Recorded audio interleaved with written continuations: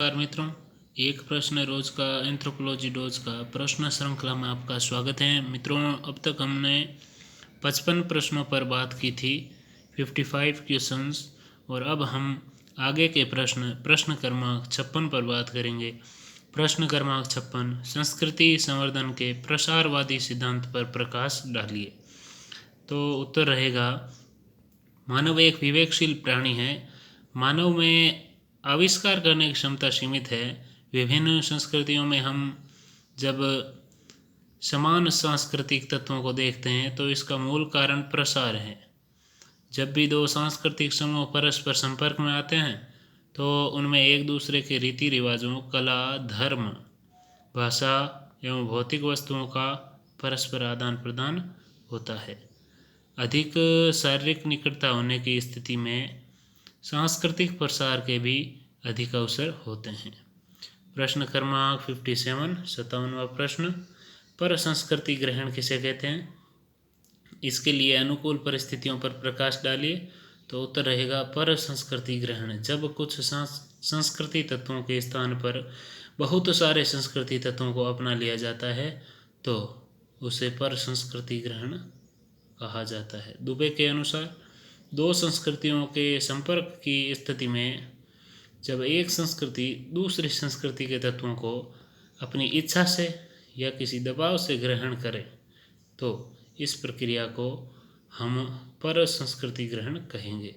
अनुकूल परिस्थितियां जिसमें पहला, दोनों संस्कृतियों के निकटता होनी चाहिए, वे निरंतर संपर्क बना रहे।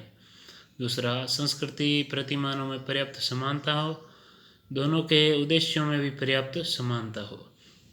प्रश्न क्रमांक 58, नवाचार या नवीनीकरण क्या है, इसकी विशेषताएं बताइए। तो उत्तर रहेगा, नवाचार जब संस्कृति में परिवर्तन विभिन्न नवीन आविष्कारों व खोज के द्वारा होते हैं तो उसे नवाचार या नवीनीकरण कहा जाता है। नवीन आविष्कार कोई समूह स्वयं भी कर सकता है या वह अन्य समूहों से भी अपना सकता है। विशेषताएं, नवाचार लाभदायक होते हैं।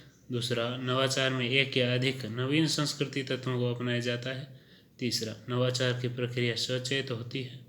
चौथा, एक समाज द्वारा नवाचार अपनाने पर दूसरा समाज भी उससे प्रेरित होकर उसे संशोधित रूप में अपनाता है।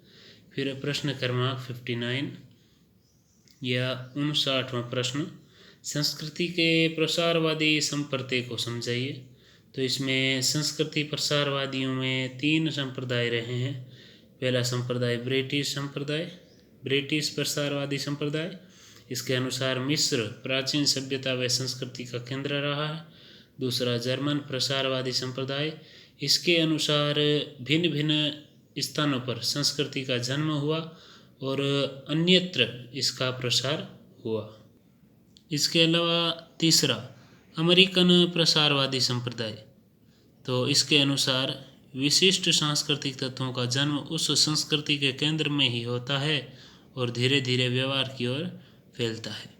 प्रश्न क्रमांक 60, धर्म का अर्थ बताइए अथवा धर्म को परिभाषित कीजिए। तो अर्थ में धर्म का संबंध अलौकिक शक्ति में विश्वास से है। इस विश्वास को मानव पूजा, आराधना व कर्मकांड द्वारा प्रकट किया जाता है या प्रकट करता है। और धर्म में यह विश्वास किया जाता है कि अलौकिक शक्ति प्रकृति व मानव जीवन को नियंत्रित व निर्देशित करती है। परिभाषाएं, टाइलर के अनुसार धर्म आध्यात्मिक शक्ति में विश्वास है।